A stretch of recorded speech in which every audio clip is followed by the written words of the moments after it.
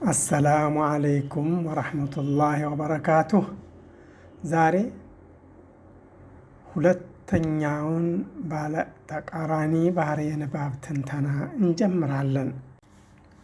ሁለተኛው ባለ ተቃራኒ ባህርየ ንባብ ጠባቃልልና መሀል ሰፋሪ ወይም አሽዳ ወሪኽዋ ወልበይንያ እየተባለ የሚጠራው ነው። ሀ ጠባቃ ባህርየ ንባብ ማለት ድምፁ ሙሉ በሙሉ በመታገድ የሚወስደው ጊዜ ማጠር ማለት ነው። ለምሳሌ አጅ አው አድ በምንልበት ጊዜ የጀን ወይም የደን ድምፅ ማስረዘም አንችልም። ጠባቃ ባህርየ ንባብ ፊደላቶቹ 8 ሲሆኑ አጅድ ቀጢም በከት በሚለው የአረበኛ አረፍተ ነገር ተካተዋል። መሀል ሰፋሪ ከጠባቃና ልል መካከል ማለት ድምፅ ሙሉ በሙሉ ከመታገድና ሙሉ በሙሉ ከመርዘም መካከል የሚወስደው ጊዜ መካከለኛ ላይ ያለ መሆን ማለት ነው። ለምሳሌ አልፋፋ ስንል የለ ድምፅ አፍዋጃ እንዳለው የፈ ድምፅ የረዘመ አይደለም። አልፋፋ አዝ ዋጃ አፍ ዋጃ አጅራ እያልነ ብናነጻጽራቸው አፍ ዋጃ እንዳለው የፈ ድምፅ የረዘመ አይደለም ለድምፅ። እንዲሁም በአጅራ እንዳለው የጀ ድምፅ የታገደ አይደለም። ማለትም የጀ ድምፅ እዚህ ላይ መሀል ሰፋሪ ነው። ይህም መውጫው እስከ መጨረሻው ባለመዘጋቱ ነው። የመሀል ሰፋሪ ፊደሎች 5 ሲሆኑ እነሱም ሊን ዑመር በተሰኘው የአረበኛ አረፍተ ነገር ተካተው እናገኛቸዋለን። ሀ ልል ባህርየ ንባብ ማለት ድምፅ በሰፊው መርዘም የሚወስደው ጊዜ መርዘም ማለት ነው። ለምሳሌ አዝ ወይም አፍ ዋጃ ስንል ከዚህ በፊት እንደጠቆምነው የሁለቱም ፊደሎች ድምፅ ረዘም ብሎ እናገኘዋለን። ይኸውም መውጫው ባለመዘጋቱ ነው። ነገር ግን ርዝመቱ የማስረዘም ደረጃ ላይ ሳይደርስ አነስተኛ ሊሆን ይገባል።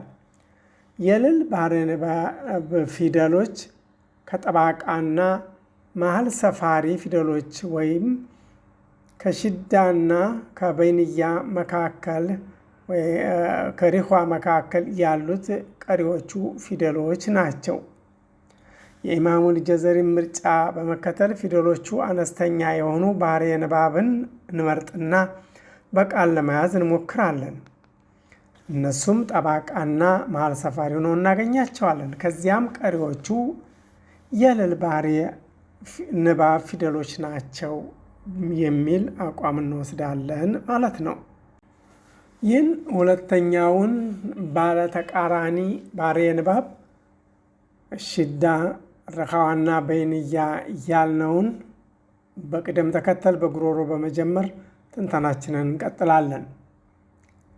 መጀመሪያ ጠባቃ የጉሮሮ ፊደል አን በምንናገርበት ጊዜ ድምፁ ሙሉ በሙሉ የሚታገድ መሆኑን በግልጽ እንገነዘባለን። ይኸውም መውጫው የሀብለ ድምፅ አውታሮች እስከ መጨረሻው በመዘጋታቸው ነው። በሳድስ ድምፅ እንዲህ እንላለን። ወአሙር አህለከ ቢሰላቲ ወስጠቢር ዓለይሃ ወማእዋሁም ጀሃነሙ ባእሱም በይነሁም ሸዲድ።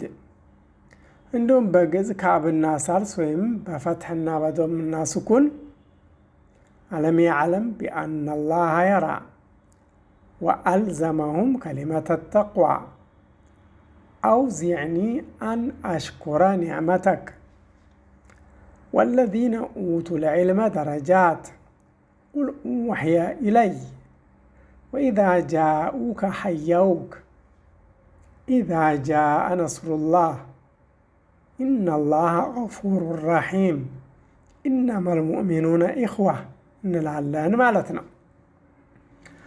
ማሳሰቢያ በማንኛውም የንባብ አይነት ግዕዝ ካብና ሳልስ ድምጾች ተመሳሳይ የጊዜ ገደብ አላቸው። ለግዕዝ ድምፅ የሚወስደው ጊዜ እንደዚሁ ለካብም ለሳልስም ይሆናል ማለት ነው። ሌላ ማስታወሻ የኢነዛሪ ፊደሎች ከከና ከተ በስተቀር ሁሉም ልሎች ወይም ሪኽዋዎች ናቸው።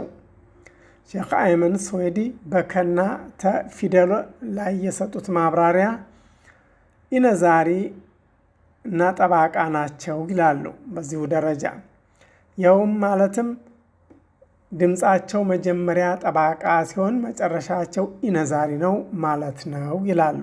በዚህም የዛሬውን ትንተናችንን አጠቃለናል። ኢንሻአላህ በሌላ ዝግጅት ተመልሰን እስከምንገናኝ በደህና ቆዩ። አሰላሙ አሌይኩም ወረሕመቱላሂ ወበረካቱሁ።